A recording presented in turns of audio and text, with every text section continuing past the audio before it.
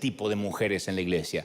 No era una mujer de vida ligera o promiscua necesariamente, pero no eran las típicas hermanas con el moñote acá arriba y las faldas largas. Entonces, Roberto se adelanta y le da una inolvidable bienvenida a la joven.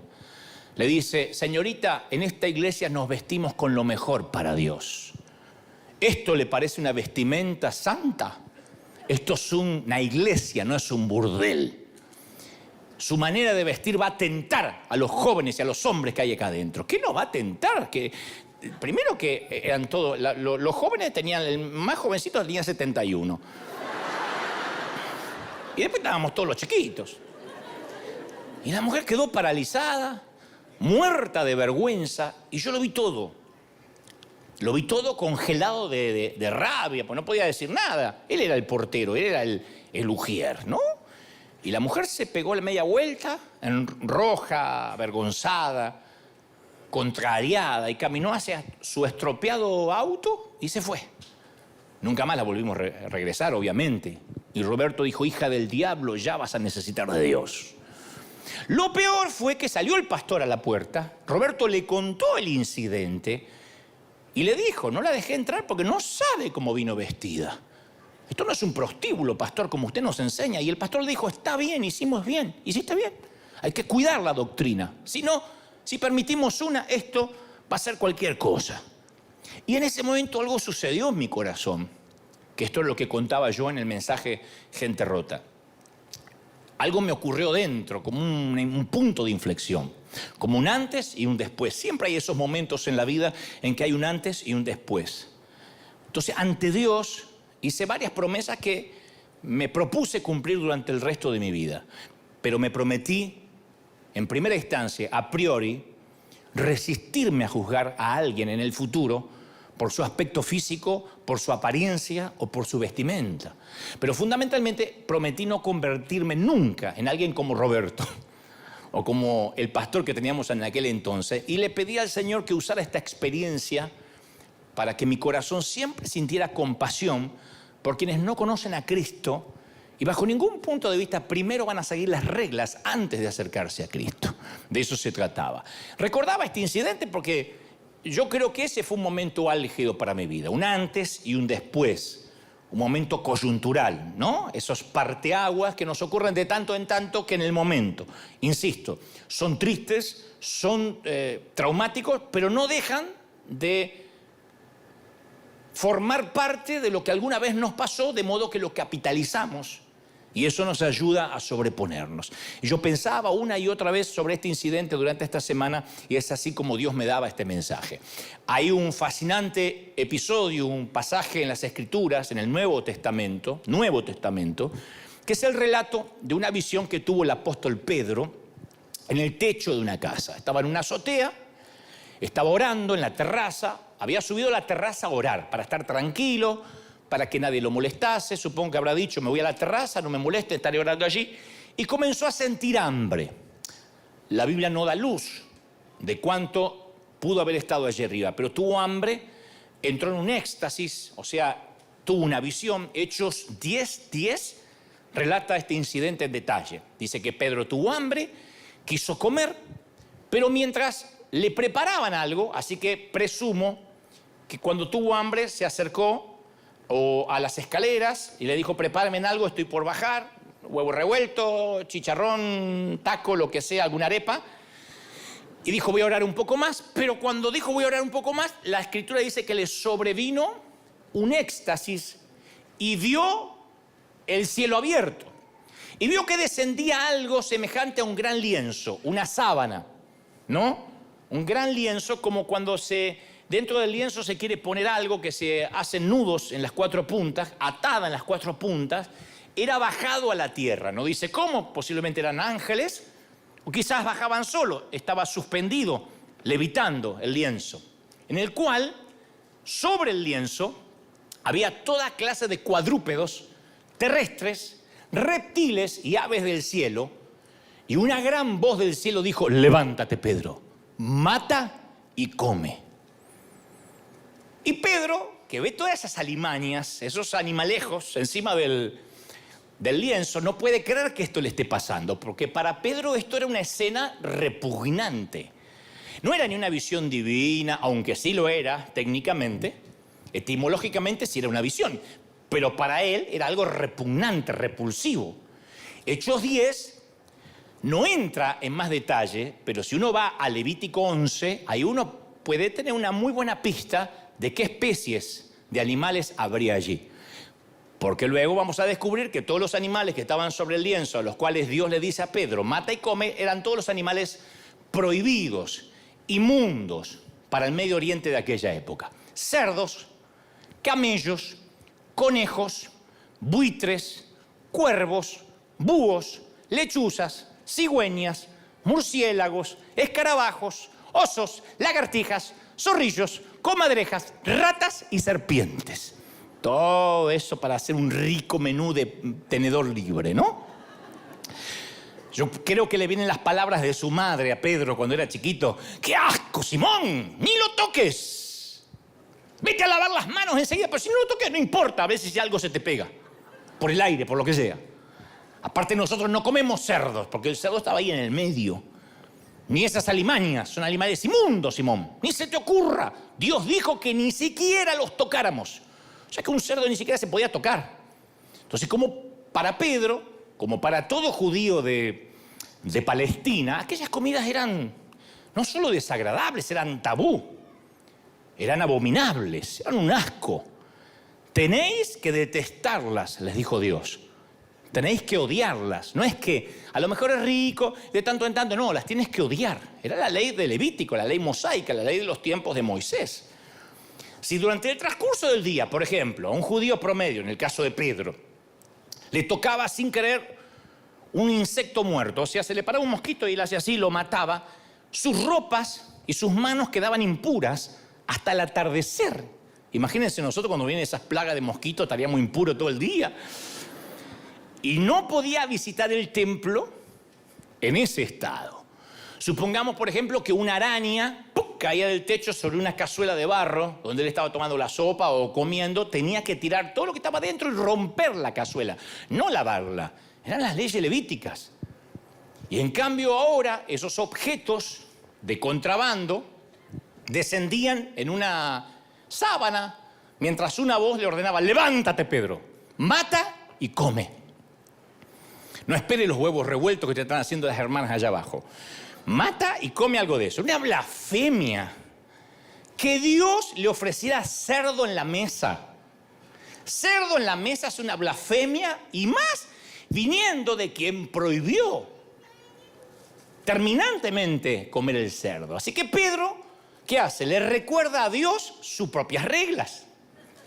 Le dice, me parece que hoy te levantaste con algo de Alzheimer o desfasaje hormonal, pero te voy a recordar. Cree Pedro que es una trampa de Dios, ¿no? Que lo está probando, porque dice, por supuesto que no, Señor. Nunca he comido nada impuro, le dice a Dios, así, con cara de legalista recién convertido. Y la voz le replicó, no llames impuro a lo que yo ya purifiqué. No llames impuro a nada de lo que Dios haya santificado. Entonces la escena se repite 2 veces más, dice la Escritura, hasta que Pedro descendió por la escalera. Obviamente que no iba a matar ni comer porque era una visión, no podía palpar los animales, ¿no? Pero él desciende por las escaleras y ahí se encuentra con un grupo de gentiles inmundos que querían unirse al grupo de seguidores de Jesús, y el resto es historia. Ahora, claro, los cristianos de hoy, que disfrutamos las chuletas de cerdo, el jamón a la mañana, el fiambre, le decimos en Argentina, el puerco al estilo zacatecano. ¿Es así? ¿Se dice así, zacatecano? Pero me dijeron que es un puerco que comen en alguna parte de México y no sé cómo, revuelto en el pozole rojo de puerco y esas cosas diabólicas que capaz que los que no somos mexicanos nos cuesta, ¿no? Claro, entonces, hoy en día nosotros no nos percatamos de aquel hecho. Vamos al mercado y decimos, bueno, voy a comprar algo de jamón, ¿no? A mí se me ocurre que el paralelo más cercano para entender lo que le pasa a Pedro, porque si no entendemos lo que le pasa a Pedro, no podemos avanzar en lo que trato de decirte de parte del Señor. El paralelo más cercano de lo que le está ocurriendo a Pedro sería, por ejemplo, que en medio de una convención de una denominación pentecostal, donde están todos los pastores pentecostales de la recontrasanísima doctrina, una noche, mientras están todos orando y cantando, esto es lo que dijo el profeta Joel, baja sobrenaturalmente un bar.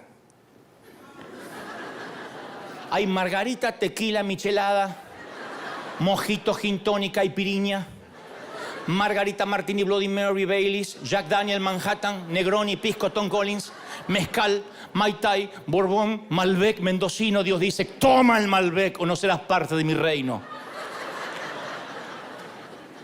Y una voz del cielo que dice, beban, especialmente el Malbec argentino. Beban. ¿Qué dirían los pastores? Yo no me puedo imaginar la reacción. No, jamás, ni en la Santa Cena bebemos. Le sacamos el alcohol al vino para poder tomar la Santa Cena. Nosotros somos pentes de la sanísima doctrina. Jamás esa visión viene del infierno. Y no, Dios dice, no, soy yo el que te está hablando. Pero Señor, si nunca hemos tomado ni Coca-Cola, porque es pecado. Y hay un bar, ¿no? Bueno, esa era la convicción que Pedro tenía sobre esas comidas. Y lo más desconcertante de todo esto es que Dios rompía sus propias reglas. No se nos vaya este detalle porque esto es fundamental para después construir lo que trato de enseñarte de parte del corazón de Dios. No era que Dios estaba cambiando reglas puestas por el hombre. Estas eran reglas que Dios había puesto y ahora Él las estaba cambiando por alguna desconcertante razón. Es como creer toda la vida, tener convicciones de toda la vida, desde chiquito, desde la escuela dominical, de ciertas cosas, y de pronto viene Dios y dice, bueno, ¿te acuerdas que aprendiste esto? Ahora va a cambiar. No es así. Eso fue lo que llevó a Cristo a la cruz, entre otras cosas. Oíste que fue dicho por Moisés.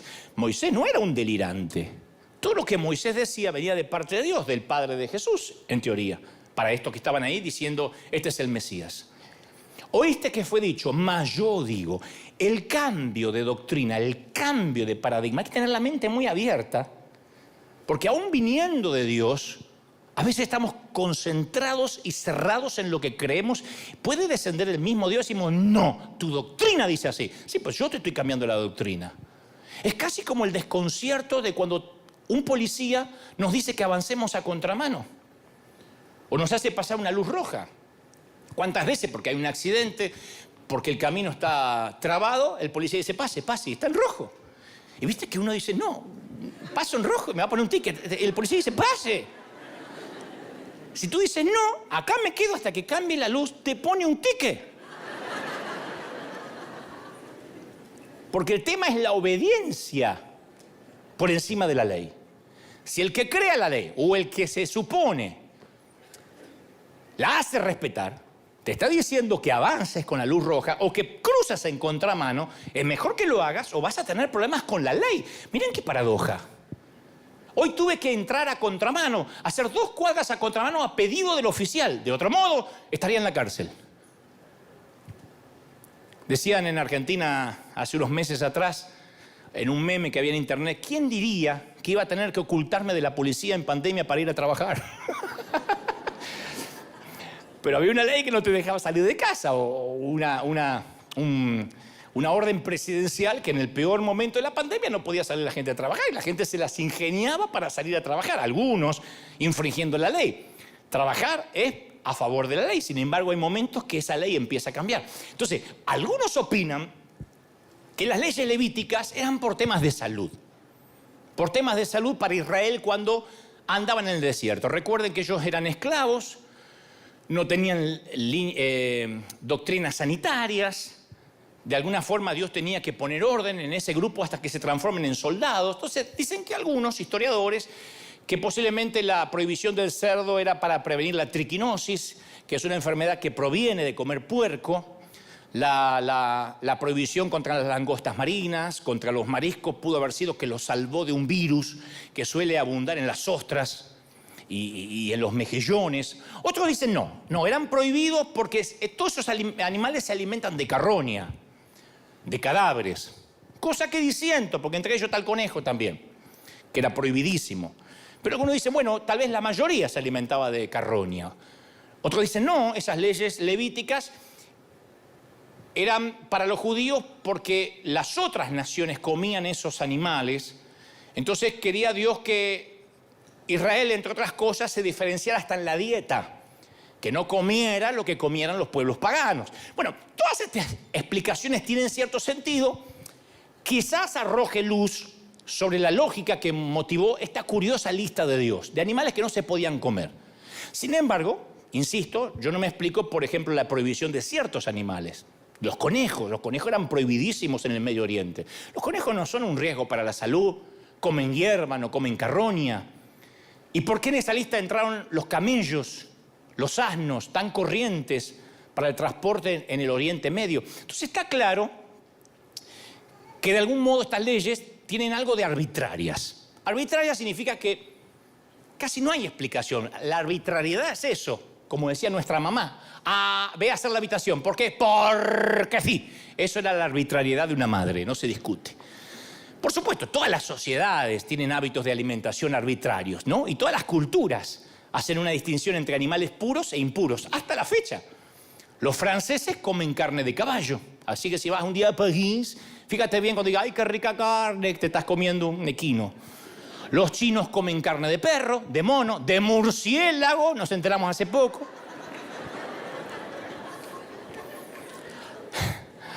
Los neozelandeses, la gente de Nueva Zelanda, comen canguros.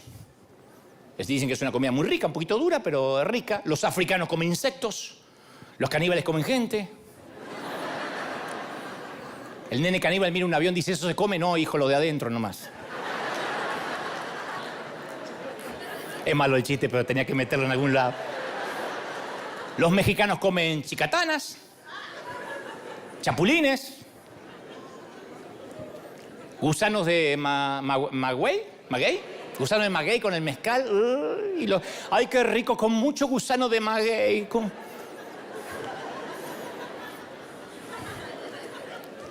Que Dios vaya a explicar eso. Pero volviendo a las Escrituras, Dios prohibía animales que manifestaban una anomalía. Ahí nos vamos acercando. Ustedes dirán, ¿para qué toda esta información? Ahora vamos. Y ahora conectamos con lo que te conté al principio del querido hermano Roberto. Todos los animales que tenían alguna anomalía, Dios los prohibía. Los que eran distintos, aún dentro de su propia especie. Por ejemplo, puesto que los peces tienen aletas y tienen escamas, las conchas y las anguilas no eran aceptables. Porque conviven con los peces, pero no se parecen a los peces. Las aves tienen que volar. De manera que el emú, el ñandú o el avestruz no eran aceptables porque no volaban. Los animales de tierra debían caminar en 4 patas, no arrastrarse por el suelo como la serpiente. Entonces el animal doméstico que sí se podía comer, las ovejas, las cabras que rumian, que tienen las pezuñas hendidas, esas se podían comer porque estaban dentro de los mamíferos que eran aceptables.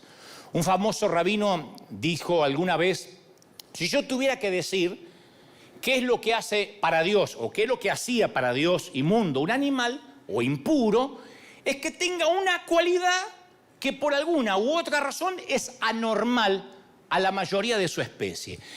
Vamos a resumirlo. Dios no aceptaba exóticos.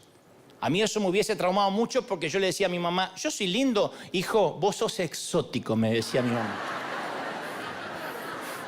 Sí, pero yo flaquito, orejón, las cejas así. Yo si no me corto acá me crecen como gallego, así como...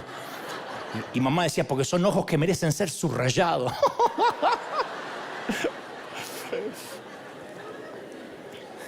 Exóticos.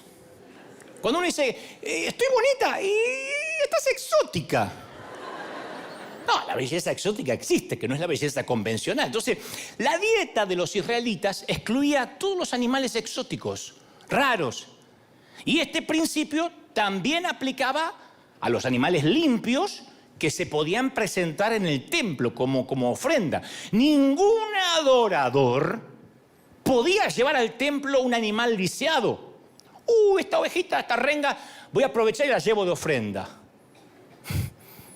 Estos billetes que al final no gasto nunca, los pongo en el... No se podía.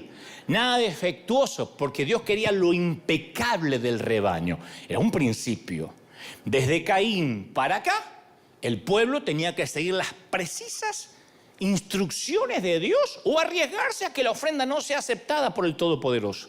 Dios exigía perfección. Lo mejor que tengas, lo mejor me lo traes. No se admiten animales exóticos ni raros.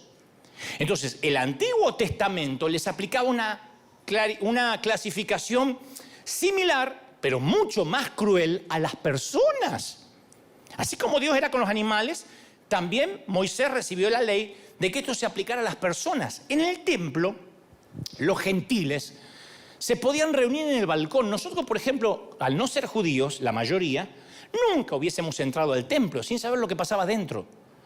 Hubiésemos tenido que estar solamente en el patio, en el balcón, lo que se llamaba el atrio de los gentiles. Nunca hubiésemos podido entrar al templo de aquel entonces, a la parte principal del santuario. Las mujeres judías podían entrar solo a la zona de las mujeres. Esto es en Israel hasta la fecha. Yo fui a visitar la tumba de David y me metí sin querer y vi un montón de mujeres y todas empezaron a gritar como si me hubiese metido en el baño de damas. Y me hablaron otro idioma y dije, bueno. Resulta que está el ataúd de David allí, hay una división en el medio y las mujeres entran de un lado y los varones de otro.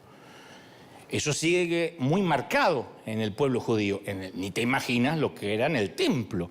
Las mujeres tenían que entrar a la zona de las mujeres y confiar en el varón que podía entrar, que llevaba la petición al sacerdote. Los hombres laicos judíos tenían una zona cercana al altar, pero ni siquiera ellos se podían pasar al lugar santísimo. Esa zona era reservada, el altar, para los sacerdotes. Solo un sacerdote entraba en ese lugar una vez al año, el día de Yom Kippur, que se celebra hasta el día de hoy, y entraba con un cordel atado al tobillo, por si Dios lo fulminaba adentro, si la ofrenda no era grata, y entonces los demás, para sacar el cadáver, tiraban del cordel. Ni siquiera podían entrar a quitar el cadáver porque morían también. Era el lugar santísimo donde vivía Dios. La arquitectura misma del templo le recordaba a los israelitas que todos ellos estaban separados de Dios, porque Dios era santo y ellos no lo eran. Ahora piensa en el paralelo moderno de una persona que le quiera enviar hoy un mensaje al presidente de los Estados Unidos. Dice, yo quiero hablar con el presidente de los Estados Unidos. Según la constitución de este país, dice que cualquier ciudadano puede enviarle al presidente un correo electrónico, un mensaje. No tenemos su celular, pero no es una locura si quiero enviarle un mensaje al presidente. Pero, sin embargo, si viajáramos a Washington, D.C., hiciéramos fila junto a los turistas que suelen entrar a diario en la Casa Blanca, no tendríamos la esperanza de que vamos a conseguir una cita personal con el presidente. Aún si le habláramos a alguno de sus asistentes privados y personales, ningún ciudadano común y corriente, y esto nos incluye, podríamos entrar al Salón Oval para hablar con el comandante en jefe de las Fuerzas Armadas de los Estados Unidos. Porque el gobierno funciona por jerarquía, y aparta a sus funcionarios del público de acuerdo a un protocolo. Imagínense que un presidente tuviera que aceptar a todo el mundo. No podría nunca gobernar, no podría gestionar. De manera similar, en el Antiguo Testamento hay una escalera jerárquica que separaba al pueblo, a la gente de su Dios, que no estaba en base al prestigio, sino a la limpieza, a la santidad. Solo el sacerdote que se tenía, y esto no es broma, se tenía que purificar hasta los calzones. El calzón tenía que ser de lino, blanco, tenía que purificarse hasta su ropa interior, sus partes genitales, antes de entrar. Una vez al año, el día de Yom Kippur, que todos estaban con el corazón en la boca, a ver si salía vivo o no. ¿Qué trabaja tu marido de sacerdote? ¡Ay! Un día entra y no sale más. Ahora, a ver, una cosa es clasificar de inmundos a los animales, ¿no? Y otra muy diferente hacerlo con las personas, pero las leyes eran muy estrictas. Quiero que tengan en cuenta esto para saber qué es lo que tenemos. Si no entendemos esto, no vamos a valorar lo que trato de decirte de parte de Dios. Levítico 21 dice, ninguno de tus descendientes por generaciones, por generaciones, que tenga algún defecto, se acercará para ofrecer el pan a su Dios. Ustedes dirán, ¿está hablando metafóricamente? No. ningún varón en el cual haya defecto se acercará. No aceptaremos en el templo varón ciego, o cojo, o mutilado, o sobrado, o sea, que tenga una joroba, que tenga algún sobrehueso, o varón que tenga quebradura de pie, o rotura de mano, o enano, o jorobado, o que tenga una nube en el ojo, o que tenga sarna, o empeine alto, o testículo magullado. Aunque se rían, está en las Escrituras. No saben qué es lo que agrego y qué es lo que... Ahí está, Levítico 21. En resumen, los que tenían algún detallito en el cuerpo, un daño, no reunían los requisitos, no se admitían exóticos en el templo.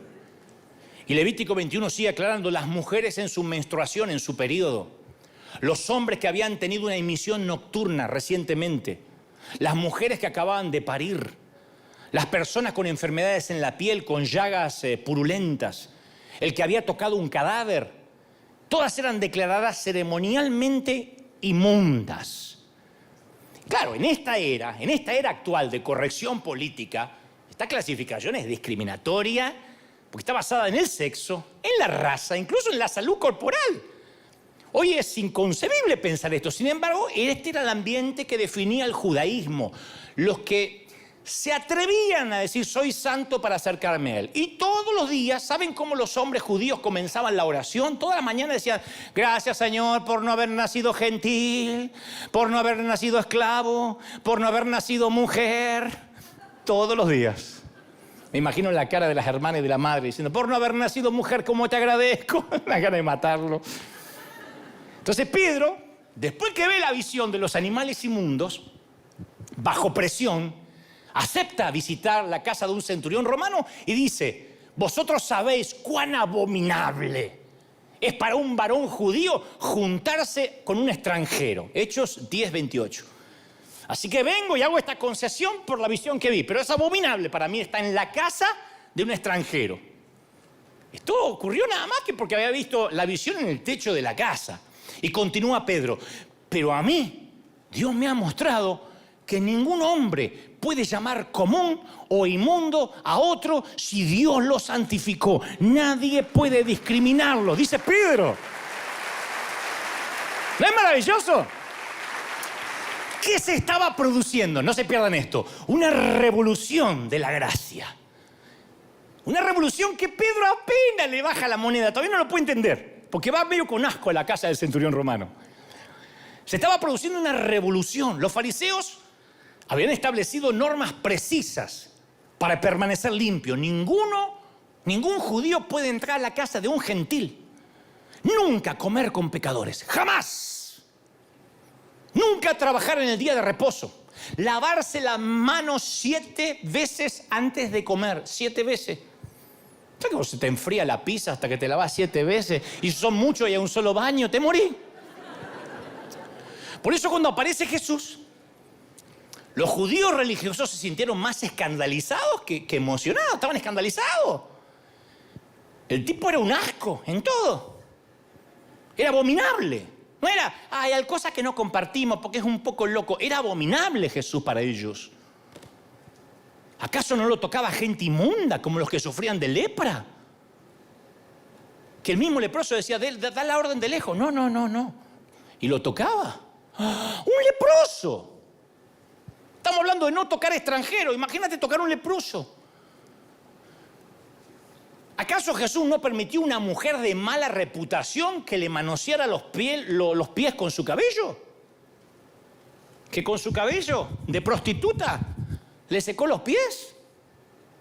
¿Acaso Jesús no cenaba con recaudadores de impuestos? Y esa laxitud para las reglas y para la limpieza y día de reposo empezó a ser muy notoria. El Señor como que no le hacía caso a nada de eso. No solo eso, sino que deliberadamente entraba a territorio gentil. Un judío no te pisaba territorio ajeno. Se relacionaba con gentiles Jesús. Había elogiado a un centurión romano porque le dijo que nadie en Israel tenía tanta fe como él. Como decirle a un chileno que juega mejor que los argentinos la pelota. Satanás, nunca en la vida. Cada vez una cosa que... se había ofrecido a entrar en la casa de un centurión para sanar a su siervo. No, yo voy a tu casa. No, da la orden. Hasta el centurión dijo, no te metas en problema. Da la orden. Yo tengo gente bajo mis órdenes. Le digo, ve y va, ven y viene. No te metas en lío. No, yo quiero ir. No, da la orden. No lo quería meter en problemas a Jesús. Había sanado a un mestizo samaritano que estaba leproso. Sostuvo una conversación larga con una mujer samaritana cuando judíos y samaritanos no se hablaban. Aquella mujer rechazada por los judíos a causa de su raza, rechazada por sus vecinos a causa de sus amantes, fue a ella quien Jesús le reveló la identidad como Mesías, plenamente, la primera persona que le reveló que era el Hijo de Dios. Y como si fuera poco, Jesús da el mandato de ir a todos los inmundos, que sean testigos en Judea, Samaria y hasta lo último de la tierra. La manera en que Jesús trataba a la gente inmunda los dejaba escandalizados porque los tocaba, los amaba. Por eso los llevaron a la cruz. ¿Qué hizo Jesús? Básicamente anuló el mandato de que no se aceptaban exóticos y reemplazó ese mandato por una nueva norma de gracia. Todos somos exóticos. ¿Quién no es raro? Todos somos raros y Dios nos ama tal cual somos. Raros, exóticos, diferentes, zurdos, feos. Alguien tiene que decir, ese es mi Jesús. Ahora, ¿por qué Jesús entró con un látigo al templo, enojado, como una tromba? Porque la propia arquitectura del templo era una expresión de la jerarquía judía. Los gentiles solo podían estar en el atrio, y encima que estaban en el atrio, que no lo dejaban entrar a los pobres tipos. A Jesús le molestó que los mercaderes convirtieron eso en un bazar del oriente, con balido de oveja, con discusiones sobre precio. Difícilmente esa gente iba a ser conducida a la adoración. Tras que no podían entrar, estaban ahí afuera y no lo dejaban entrar porque le peleaban los precios y le cambiaban la moneda. Y Marcos relata que después que purificó el templo Jesús, los jefes de los sacerdotes planificaban cómo matarlo. No es que dijeron, ay, nos está haciendo la vida imposible, vamos a quitarle el like. No, vamos a matarlo. Hay que matarlo, hay que liquidarlo al tipo este. En un sentido literal, Jesús selló su destino, insistiendo en que los gentiles tenían el mismo derecho a acercarse a Dios. Entonces, escalón por escalón, Jesús fue derribando esa jerarquía inútil, torpe, imbécil, que había marcado distancia, quién se podía acercar y quién no. Invitó al banquete de Dios a los hombres con defectos, a los extranjeros, a los inmundos, a los perdedores. Isaías había profetizado que iba a haber un gran banquete donde iban a estar invitadas todas las naciones. Pero a lo largo del tiempo las palabras de Isaías se fueron perdiendo y los judíos restringían la lista VIP, a los que estaban puros, que era mentira, ninguno estaba puro, eran hipócritas, simulaban estar puros. Porque no trabajaban en el día de reposo, se lavaban 7 veces las manos, pero criticaban, chismeaban, hipócritas, lenguas de víbora, criticones. Editaban videitos de YouTube, en ese entonces ya empezaban a editar, eso hacían. Y en el contraste, en la versión de Jesús del gran banquete, muestra a un anfitrión que dice, salgan a las plazas. Nosotros decimos, ay, qué linda parábola. En el momento era para matarlo. Traigan a los pobres, a los mancos, a los cojos, a los ciegos, que hay lugar en la mesa. ¡Está loco! ¡Cerdos en la mesa! Jesús dice que como uno dijo, no puedo ir al banquete. Ah, no, me salió un casamiento. Ay, no, es que hoy justo me toca carnita. Entonces Dios dijo, traigan a los cojos, a los ciegos, a los mancos. El hijo pródigo termina en la escena de un banquete donde presenta como un héroe a un inútil que dilapidó la reputación de la familia. Entonces, ¿qué quiere señalar Jesús? Que todo lo que la gente considera indeseable son infinitamente deseables para Dios y que cuando regresan a Él hay fiesta, hay candela, hay azúcar.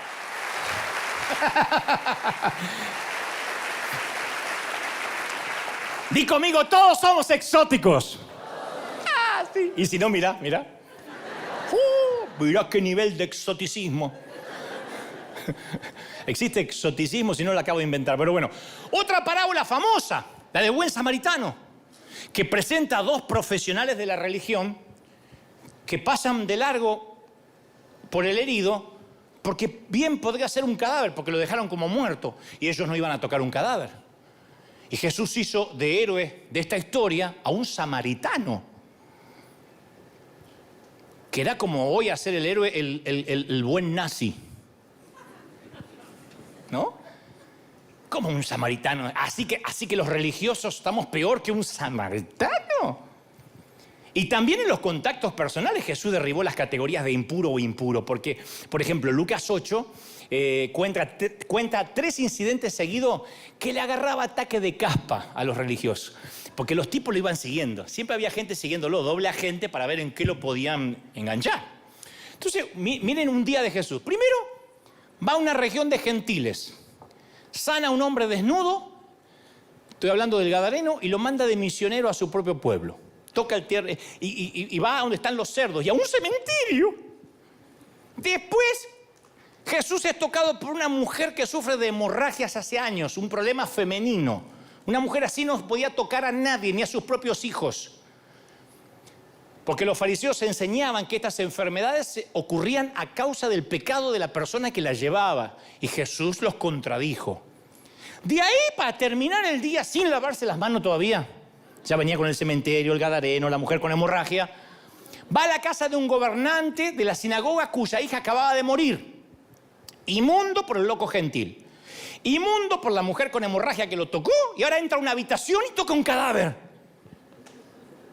Entonces las leyes de Levítico protegían contra el contagio, el contacto con un enfermo, el contacto con un gentil, con un cadáver, con ciertos animales. Andaban todos con tapaboca.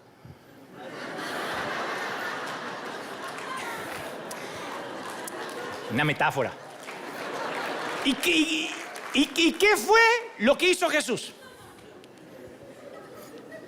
Invierte el proceso, no se pierdan esto. Aquí, chato el punto, dijo el profeta Cantinflas. Escucha, acá llegamos. Y aquí el punto. Invirtió el proceso. Porque uno dice, ¿y por qué hacía esto? ¿Para provocarlo? No, él invirtió adrede, arbitrariamente el proceso. En lugar de contaminarse, él sanaba a la persona. El loco desnudo no contaminó a Jesús. El loco desnudo fue el que quedó sano por encontrarse con él. La mujer con el flujo de sangre no avergonzó a Jesús, ni lo hizo inmundo. Fue ella la que se marchó sana y pura. La niña de 12 años que había muerto tampoco contaminó a Jesús con su rigidez cadavérica, sino que ella fue resucitada. Entonces, en el enfoque tomado por Jesús, yo no veo que él abolió lo que Dios había dicho. Abolió el cumplimiento de las leyes del Antiguo Testamento. No, Dios había santificado la creación, separando lo impuro de lo puro. Ahora, Jesús no anuló este principio de santificación, sino que revirtió la fuente, la dio vuelta. Nosotros somos los agentes de santidad de Dios porque Dios habita dentro nuestro y donde nosotros tocamos, contaminamos con santidad, con pureza, con sanidad, con prosperidad. Alguien tiene que aplaudir más fuerte que eso. Nosotros. Entonces, en medio de un mundo impuro, podemos caminar como lo hizo Jesús, buscando forma de ser fuentes de santidad. Los enfermos y tullidos no son para nosotros puntos de contaminación. Nadie es punto de contaminación para nosotros. Nadie. No importa la enfermedad que tengan, nadie es punto de contaminación si creemos esta palabra. Sino que ellos son depósitos de la misericordia divina. Nosotros estamos llamados a extenderles esa sanidad, esa misericordia, a ser portadores de gracia, no evitadores del contagio. ¿Se entendió? Nadie me dice, me están diciendo, pero ¿según qué? Está hablando de la lepra, lo más contagioso que había en esa época. Te acercabas a un leproso, el leproso estornudaba cerca y la lepra no tenía cura. Se te empezaban a caer primero las extremidades hasta que perdías el sentido del tacto y las ratas por las noches te comían partes de tu cuerpo. Eso era la lepra en Medio Oriente. Jesús no dijo, bueno, yo llego hasta el leproso. Qué sé yo, un ciego te toco, pero un leproso, mejor de lejito, no corramos riesgo. Todavía no llegué a la cruz. ¡No! Él dijo, yo traigo la santidad. Yo hago puro lo impuro. No llames impuro lo que yo santifiqué, dice el Señor. Yo hago puro lo impuro. ¿Sí? Ahora, no voy a aclarar mucho porque el que tiene oídos que oiga, pero a la iglesia le tomó tiempo adaptarse a este cambio. De no haber sido así, Pedro no hubiese necesitado la visión del techo. Si Dios ya había dicho, el Señor ya había dicho que le vayan a predicar a todos. Pero de igual manera, la iglesia necesitó un empujón sobrenatural para entender que este evangelio no se restringe a los que están en santidad. Santifícate. Hermanita, esas no son ropas para entrar a la iglesia. A Dios no le agrada. Cámbiese la ropa y venga. No. El Espíritu Santo envió a Felipe a un camino desértico. Se encontró con un extranjero, un hombre de color, un hombre moreno, que además era considerado impuro bajo las normas del Antiguo Testamento. Era un eunuco, o sea, tenía los testículos dañados. Y se encontró con un moreno con los testículos dañados y Felipe lo bautizó y fue el primer misionero enviado al África. Dios ni siquiera le importaba que era eunuco. El apóstol Pablo, quien fuera al principio, él mismo diría, fariseo entre fariseos, que muchas mañanas le había dado gracias a Dios, gracias que no nací gentil, gracias que no nací esclavo, gracias que no nací mujer. Ese era Pablo. Un día, cuando se encuentra con Cristo, escribe esta revolucionaria frase, dice, ya no hay judío, ni griego, ni esclavo, ni libre, ni varón, ni mujer, todos sois unos en Cristo Jesús. ¡Aleluya! No. Dile, Señor, ese es mi iglesia, ese es mi Cristo. ¡Wow! Entonces, ¿qué hizo la muerte de Jesús? Tiró abajo las barreras, los muros que se querían levantar, que habían separado a la gente en categorías. La gracia se abrió paso. Pasaron 21 siglos desde que Dios iluminó a Pedro encima de un techo. Y sin embargo, aquella visión a mí me hizo muchos cambios en mi vida, muchísimos. Dos fundamentales, que me cambiaron mi forma de predicar, mi forma de ser. Yo creo que tienen consecuencias para todos los cristianos. Pero a mí, esta revolución de la gracia iniciada por Jesús me afecta de una manera personal. De dos maneras. A saber, primero, y espero que te afecte también. A mí me afecta personalmente en que, en primer lugar, facilita mi acceso a Dios. Yo nací en una iglesia donde yo no podía llegar a Dios. A Dios llegaban los pastores más rápido que yo. Los apóstoles, los profetas. Ay, usted pastor que ora tanto, que usted lo usa tanto, ore por mí. No me impone la mano, profeta. Venía un profeta o alguien que aparentaba ser ungido, hacíamos fila porque estaba cerca de Dios. Ni te digo si profetizaba, Dios me dice que te diga que ayer tenías un calzón amarillo y Dios me dice que te... Nosotros corríamos porque estaba cerca de Dios. Nosotros no, éramos como los gentiles. Entonces parecía que en mi iglesia que nadie había leído la visión de Pedro, ni los cambios que introdujo Jesús. Muchos me dicen, ¿estás dolido con tu congregación de niños? No, a mí me duele que esto todavía exista. Que yo ya no soy niño y esto exista. Mi iglesia tal vez no exista más, pero ese tipo de congregación existe en el mundo. Decían que esto era un altar. Que está bien que metafóricamente, digamos, pase al altar, como una manera de identificar el lugar. Pero decían, no, que había un altar santificado. Que acá subían los que estaban en santidad. ¿Sabe las veces que yo no subía? Yo tocaba la batería de la iglesia y no subía a tocar porque no me consideraba santo. Porque me había agarrado trompada en el colegio, porque le había hecho bullying a alguien, porque me gustaban dos chicas a la vez, porque... Yo tenía 13, 14 años. No tomaba la Santa Cena ni subía a tocar. ¿Qué pasa con la batería? Decía el pastor, no puedo, pastor. Pecó. Si va a subir acá, santifíquese. Esto era como que caías muerto si subías acá. Hasta decían que el púlpito era sagrado. Esto es un atril, lo compramos nosotros. No es que alguien toca esto, le agarra la chiripiorca, no. Es para apoyar la Biblia. No es santo. Pero a nosotros nos gusta agarrarnos del Antiguo Testamento y decir, no, este lugar es santo. El púlpito fue consagrado a Dios. No podemos hacer que una persona sea santa por sí misma y vamos a hacer que un pedazo de acrílico o madera sea santa. Entonces, cada domingo los gentiles pasábamos al altar y el pastor oraba por nosotros. Tal como en el Antiguo Testamento, que les llevaban los sacrificios al sacerdote para que él se los presentara a Dios. En el Antiguo Testamento la gente le decía al sacerdote, ¿le podría hablar a Dios acerca de mi problema? Las mujeres estaban afuera, ni siquiera podían traer los problemas. Acá le decían al marido. El marido, como todo marido, cuando llegaba acá se olvidaba la mitad de lo que le dijo la mujer. Y el sacerdote subía a la plataforma o se metía en el lugar santísimo, realizaba los ritos sagrados dentro del lugar santísimo. Y hay muchos ministros modernos en los que hemos cometido ese error, en que nos gusta esa sensación de poder, de nosotros estamos más cerca de la unción que ustedes. Más cuando la gente te dice, ¡ay, qué ungido! Cuando usted salió hoy, ay, no sé si le viste las alas, yo le vi 2 alas al pastor. Alas de pollo me viste, porque... Y a nosotros nos gusta eso, nos gusta el ego. Ay, sí, bueno, es que yo hoy estuve muy ungido y siempre que estoy acá, si sacan una foto, no salgo en la foto porque estoy tan níveo, tan impoluto. Entonces, a veces nos conviene o nos convino convertir pequeñas piedritas en pan para darle a la gente y que regrese por más el próximo domingo en lugar de conducirlos al pan de vida.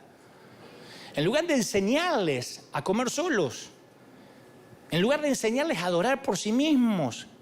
Y miren que somos duros, que Dios tuvo que enviar o permitir una pandemia para que los pastores, algunos, soltaran el control. De tener a la gente con miedo, que si yo no te doy la unción, que si no te impongo las manos, que si no te controlo la santidad te perdés. Y hay un montón de gente que no se perdió. Que aprendió a adorar solo, que aprendió a leer la Biblia, que el Espíritu Santo lo bendijo, que lo hizo crecer.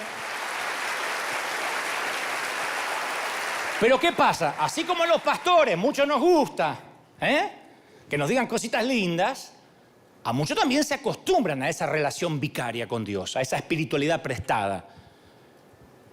Es lo que un autor querido dice, son pornógrafos espirituales, voyeristas, que les gusta mirar sin compromiso, mirar sin necesidad de intimidad. Cuénteme un par de testimonios, tíreme la unción que me voy a casa. Pero para Hebreos 4:14, en Hebreos 4:14 dice que cualquiera de nosotros entra directamente a Dios, ya no hay intermediarios. Por más que respetemos al pastor, todos entramos directamente. Acerquémonos, pues confiadamente, di confiadamente, no te vas a morir. Aunque hayas besado a la suegra, no te vas a morir. Al trono, no dice el patrio, al trono de la gracia. Para alcanzar misericordia, para hallar gracia al oportuno socorro. Así que, hermanos, teniendo libertad para entrar en el lugar santísimo por la sangre de Jesucristo, por el camino nuevo que nos abrió a través del cielo, acercándonos, Él es el sacerdote. ¡Aleluya! Oh, yo celebro eso. Y se tiene que terminar esa hegemonía pastoral de que yo administro la unción. ¡No! Hay que leer Levítico y saltar a Hechos para darse cuenta que hubo un cambio sísmico. Y mientras que los adoradores del Antiguo Testamento se purificaban ellos mismos para entrar al templo y le presentaban ofrendas a Dios para no ser muertos, en Hechos los seguidores de Dios, de Jesús, se reunían en hogares y se dirigían a Dios con un vocablo nuevo, Abba, que era el término familiar para decir papá. Antes de Jesús, a nadie se le hubiese ocurrido decirle al gran Yahvé, al Señor soberano del universo, papá. Después se convirtió en una palabra de uso corriente entre los primeros cristianos cuando se dirigían a Dios en oración. Anteriormente yo tracé un paralelo con un visitante de la Casa Blanca que no puede entrar, ¿no es cierto? Ningún visitante puede entrar. Pero sin tener cita, digo. Pero hay ciertas excepciones. Hay algunas excepciones. Durante el gobierno de JFK, de John Kennedy, algunas veces los fotógrafos captaban estas encantadoras, estas tiernas imágenes, donde ahí, bajo el escritorio del presidente, Ahí estaban todos los tipos con sus trajes grises y los miembros del gabinete discutían de cosas de trascendencia mundial, como la crisis de los misiles de Cuba, ¿no? Y mientras ahí abajo estaba John, que era un nenito de solo 2 años, y John seguía al papá por los pasillos de la Casa Blanca, se metía en todos lados, nadie lo podía detener, ignoraba el protocolo, John ignoró el protocolo de la Casa Blanca y todos los gravosos asuntos del Estado, no le importaba si estaban tirando una bomba, si tu papá hablaba con los rusos, para él su papá era dentista o quién sabe qué. Él nunca necesitó protocolo. Y su padre había dado la orden que John podía visitarlo y meterse en la oficina oval sin siquiera tocarle la puerta. Y hay un montón de estas imágenes en los archivos de la familia Kennedy, donde nadie jamás se atrevió, ni el secretario de Estado, ni los comandantes, a exigirle a John que obedeciera el protocolo que todos los adultos debían seguir. Mucho menos le podían decir nada a los edecanes del presidente. Porque John tenía relación. Porque para John él no era el señor presidente, era Abba, era papá. Esa es la accesibilidad que tenemos con Dios. Así llegamos a Dios. ¡Papá! Debajo del escritorio. ¿Cuántos quieren estar debajo del escritorio de Dios? Del que acomodó el universo, del que puso las montañas en su lugar. Dios es el soberano del universo, pero Él se volvió, a través de su Hijo, accesible como un padre cariñoso. En Romanos 8, Pablo incluso hace más cercana esta intimidad. Dice, el Espíritu vive dentro de nosotros. Y cuando no sabemos cómo orar, fíjate vos qué papá tierno, cuando viste cuando un hijo, ¿qué es eso? Cuando los hijos se ahogan así, el Espíritu mismo, cuando no sabes qué decir, intercede por ti con gemidos indecibles. Dice, esto es lo que te trata de decir. ¿No es maravilloso? No tenemos que acercarnos por medio de una escala jerárquica. No tenemos que acercarnos ni por cuestiones de santidad. ¿Y usted qué es más santo? No. Mira, te voy a decir un secreto. La adoración es lo que nosotros le damos a Él. Por eso es muy importante venir a adorar. Eso es lo que uno le da a Él. Servicio a Dios. No es un servicio a la gente. Aunque hay gente egoísta, no acá, vienen al otro servicio que llegan, dice, a ver si hasta me libero de la ofrenda, ¿no? Hay gente que no le gusta dar nada a Dios, son los pródigos espirituales. Dame lo que me toca, Padre. Son los que van por la vida, ¿qué es lo que me toca, Padre? Quiero mi herencia. Por eso muchas iglesias se han convertido en clubes de solicitadores de bendición. En el cielo no habrá pastores, en el cielo no hay evangelistas, en el cielo solo habrá adoradores. Dice la palabra que todos serán adoradores. No habla este no adora, bueno, como este fue apóstol ya puede adorar en la oficina. No, todos son adoradores. Y Dios nos dio acceso para que le adoremos. Ahora, si yo te mostrara los garabatos de nuestra niña, si te mostrara los dibujitos, no significan nada para ti. Y los dibujos de tus hijos no significan nada para mí. Porque no valen por el garabato, sino quién los hizo. Es mi relación con ese nene o nena lo que le da valor. ¿Correcto? Nuestra adoración es una lastimosa crayola. Especialmente en algunos, lastimosa crayola. ¡Ah, te adoro! Comparado con los barítonos, los tenores que están en el cielo. Pero Dios no es atraído por nuestra canción, por lo que somos, sino, mejor dicho, por la calidad con la que cantamos, sino por la relación. ¿Qué nos enternece de un niño balbuceando, papi, te amo? No es su capacidad de oratoria la que nos conmueve, sino la relación. ¿Sí? Lo mismo pasa con nuestras oraciones. A veces decimos, ¿por qué siento que mis oraciones son huecas y superficiales? Porque no tenés relación. No hay intimidad. Si yo voy a una tienda y se me acerca un niño, voy a Target y se me acerca un niño desconocido y me dice, Señor, ¿me compra ese juguete? Voy a reconocer que tiene audacia, tenacidad, caradurez, pero no tiene la posición adecuada para pedirme nada. ¿Por qué lo más seguro es que no le compre nada? Porque el niño no me pertenece. No hay relación. ¿Por qué le tengo que dar algo si no tengo relación? ¿Puedo hacerlo? Sí. ¿Lo haría? Hasta ofendería a sus padres. Ahora, si uno de mis hijos me preguntara, ¿podrías comprarme ese juguete? Cambia la perspectiva. Hay más poder en la palabra papi que señor. Hay más poder en Abba que Señor, Dios del universo. Hay más poder en Papi que Señor. ¡Aleluya! Y ahí están tus hijos y te tienen atrapado en sus pequeños puños, ¿no? Como estos chiquitos, como John a su papá. Romanos 8:15 dice, pues no habéis recibido el espíritu de esclavitud para estar otra vez en temor y en el patio dependiendo de los sacerdotes. Habéis recibido el espíritu de adopción por el cual clamamos Abba Padre. Y el espíritu mismo da testimonio a nuestro espíritu de que somos hijos de Dios. Y si hijos, herederos de Dios y coherederos de Cristo. Así que si padecemos con Él, para que juntamente con Él seamos glorificados. ¡Aleluya! ¡Ja, ja! Si el reino de Dios tuviera en la entrada un cartel que dijera no se admiten excéntricos, ninguno de ustedes entraría, yo tampoco. Y Jesús vino para demostrar que es un Dios santo que recibe a una viuda con 2 blancas, un centurión romano, un miserable publicano, un ladrón en una cruz. Hasta en el último momento, con el ladrón en la cruz, ¡pac!, dio la estocada final. Mirá quién me llevo, porque esa conversación se escuchó. Cuando alguno podía decir, bueno, mínimamente había que seguirlo para que Él te perdone. Hoy estarás conmigo en el paraíso. Ni se arrepintió el tipo. Solo lo reconoció. Le dijo, hoy estarás conmigo en el paraíso, así que recuerden visitarlo cuando vayan para allá. Ahí está el hombre que hasta el último minuto de la vida robó. Y en el último segundo se encontró con el Creador, con el Dador, con el que admite excéntricos. ¿No? Solo hay que decir, Abba Padre. Y segundo, otra cosa. La segunda forma en que a mí esto me afecta, esta revolución de la gracia, es la forma en que yo veo a los demás, a la gente diferente. Porque a medida que aumenta la moralidad en la iglesia y aumenta la inmoralidad en el mundo, algunos cristianos, en lugar de mostrar más misericordia, tratamos de ser más morales.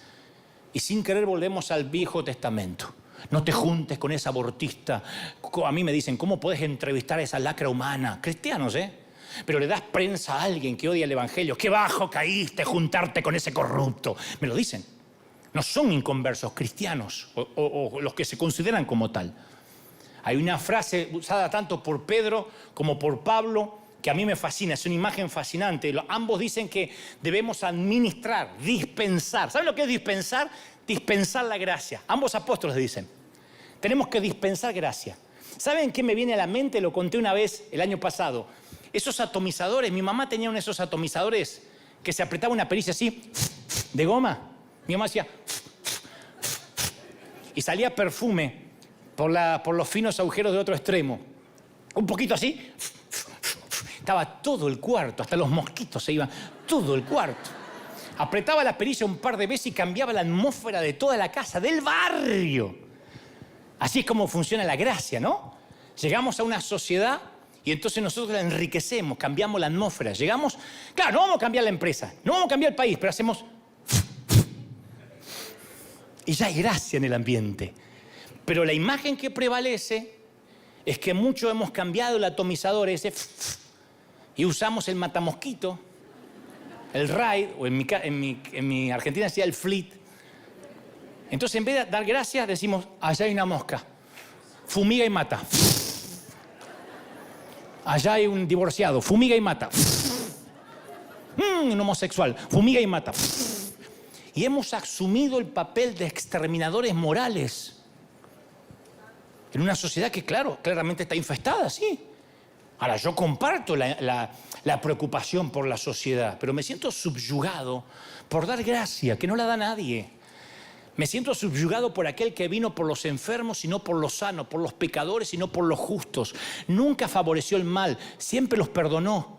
Y de alguna forma Jesús se ganó la reputación que sus seguidores hemos perdido. ¿Qué nos pasó para que ya no nos digan que somos amigos de pecadores? ¿Qué nos pasó para que digan, en esa iglesia entra cualquiera? ¿Qué nos pasó? ¿Por qué perdimos la reputación que Jesús tenía? ¿Por qué la única persona perfecta de la historia atraía a los exóticos, a los imperfectos? ¿Qué nos impide seguir sus pasos, gente? ¿Por qué si él era amigo de pecadores y ellos anhelaban su compañía? ¿Por qué los pecadores siempre son reacios a entrar a una congregación? Los legalistas le decían horrible, apóstata, blasfemo, repulsivo. ¿Cuál fue el secreto de Jesús que perdimos? Dime con quién anda y te diré quién eres. Te dicen eso.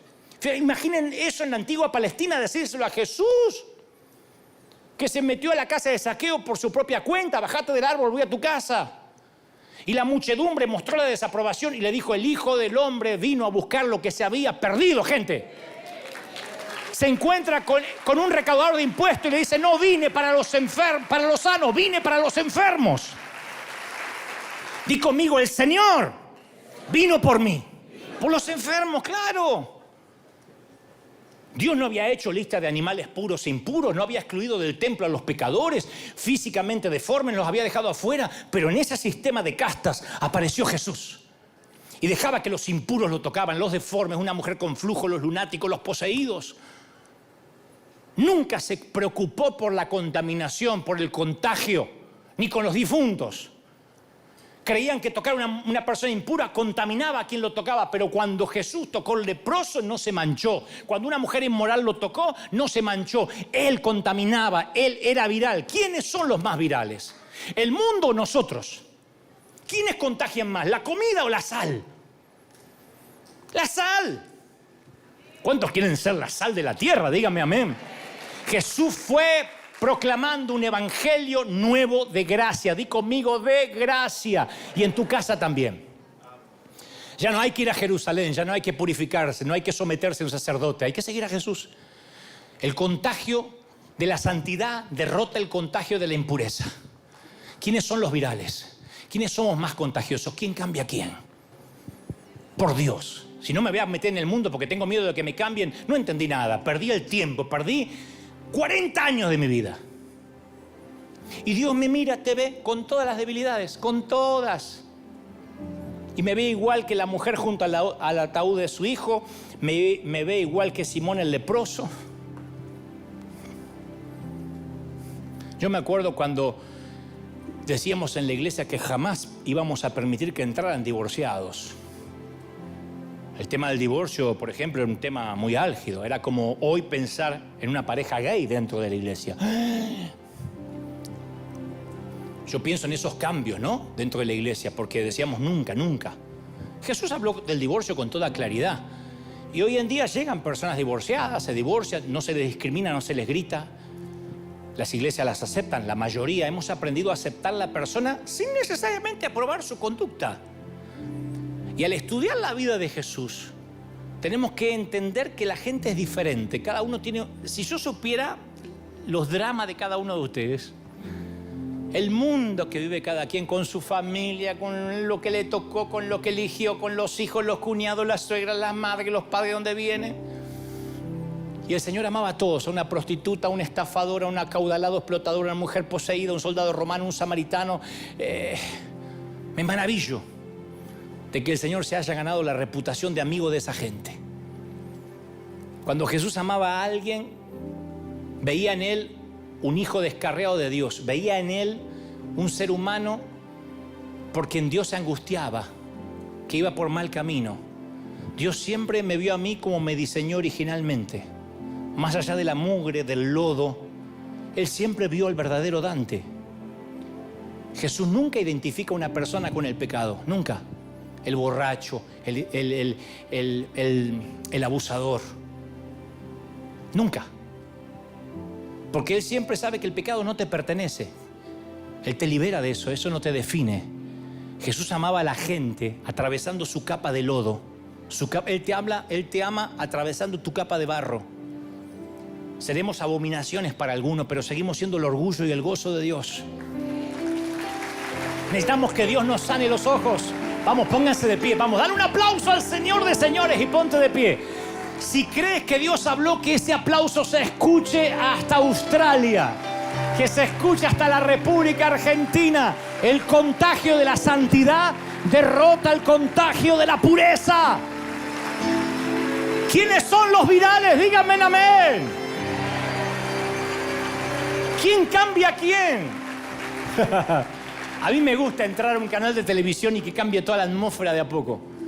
Me gusta, y cuando más mundanos son, cuanto peor parecen, ahí digo, Señor, no me muevas de ahí, me encanta. Soy un ratón en un depósito de queso. Cuando llego a un lugar donde todo el mundo insulta y con doble sentido, yo digo, Señor, acá, donde tú te puedes lucir. Y hago... Y cambia la atmósfera. Y la gente percibe gracia. Y cuenta un chiste espantoso y ve que no hay condenación en mí. Y de repente dice algo con doble sentido y ve que no lo estoy condenando, ni dice, te vas al infierno. Y empieza a ver gracia. Y los enfermos y los tullidos no son para nosotros puntos de contaminación. Nosotros somos llamados a extenderles la misericordia, la gracia. No somos más evitadores del contagio. No tengas miedo. No tengas miedo de que tus hijos se pierdan.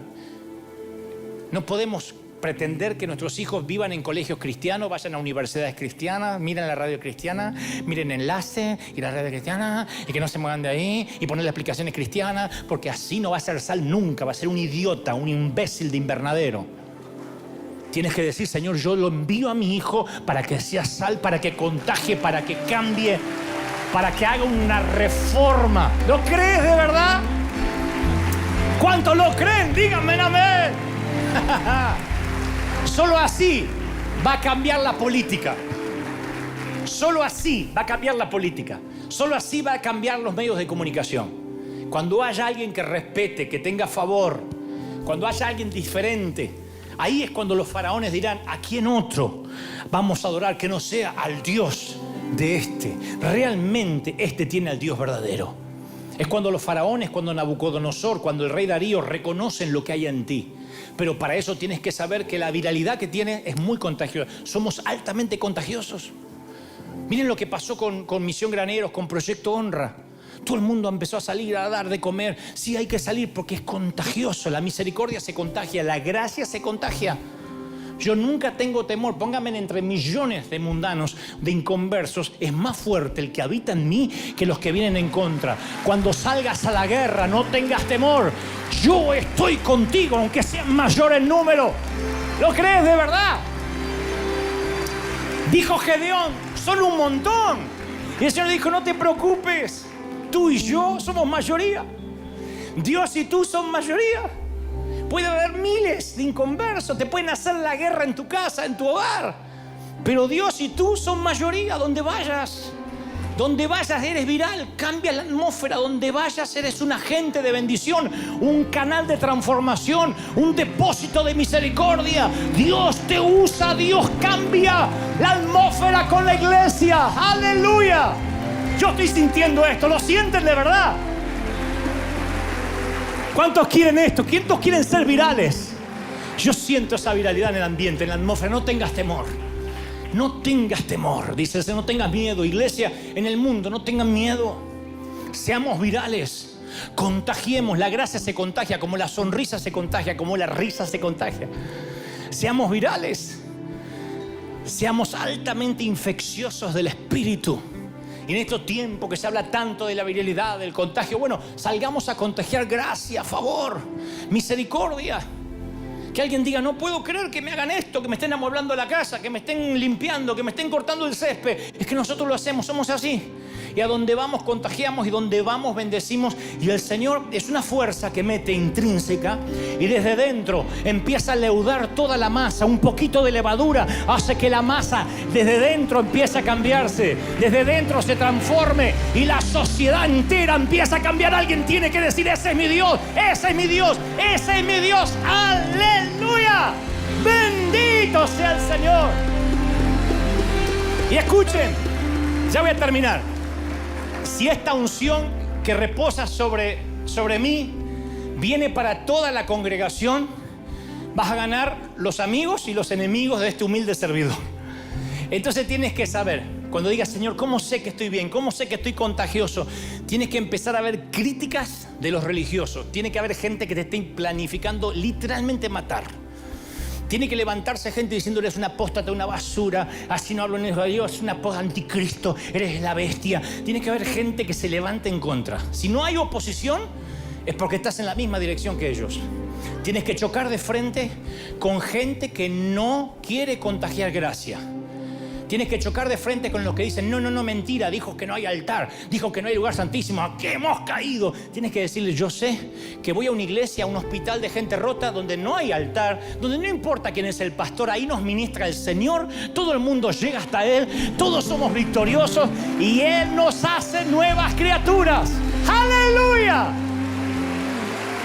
Toda la iglesia diga conmigo, Señor Jesús, te recibo como mi Salvador. Entra en mi vida, perdona mis pecados. Haz de mí, fuerte, haz de mí una nueva criatura. Lo recibo, lo creo. Amén. Levante las manos, quiero orar por todos. Padre, he transmitido lo que creo me has dicho que diga. Este es tu pueblo, este es tu ejército. A estos tus obreros de primera línea, suelta sobre ellos. Suelta ahora en todo el mundo. Mirá, hay gente encendida. Hay gente que está recibiendo esta palabra ahora. Y yo declaro que niños, jóvenes, ancianos y adultos están recibiendo esta palabra ahora. Ahora en los 5 continentes. África, Oceanía, América, Europa. Ahora reciban. Estén recibiendo ahora. Corriente del Espíritu. Ahí está. Ahí está la mano de Dios moviéndose. Reciban el bautismo del Espíritu los que no están bautizados. Comiencen a clamar, porque hoy comienza un movimiento viral. Porque hoy el Señor empieza a extender su poder y su gracia. Dice el Señor, yo haré una nación grande de este pueblo. Y así como la visión del profeta Ezequiel empieza, el río se extiende. Y cuanto más lejos del templo, más hondo. Y sus árboles fructifican en toda temporada. Nunca falta el fruto, nunca escasea la hoja verde. Yo soy, dice el Señor, yo soy el que lo hace más. ¡Uy! Gente en sus hogares. Vamos, clamen, hay gente aquí clamando, hay gente recibiendo, míralos. Hay gente encendida, hay gente diciendo, Señor, estoy entendiendo que hay un poder sobre mí. Nada me separa de ti, nada me separa del trono de la gracia. Vamos, corre a la gracia, vamos. Corre a la gracia ahora. Corre. Durante años pasamos a un altar de madera, durante años pasábamos al frente. Pero Dios dice, yo no quiero que pases al frente el domingo, quiero que corras a mi altar en tu habitación.